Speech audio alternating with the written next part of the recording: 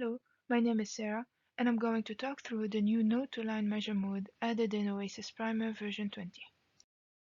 The new measure mode can be used to compute the shortest distance from a node or geometry point to a line formed by two other nodes or geometry points. If, for example, we need to measure the distance from the center of this barrier to the axis formed by the rear wheels, we can select the node-to-line measure mode, pick two nodes on this axis as N1 and N2, and another node at the center as N3. This will display the distance vector from the projection point to N3, the magnitude of this vector, as well as the projected distance on the three coordinate planes.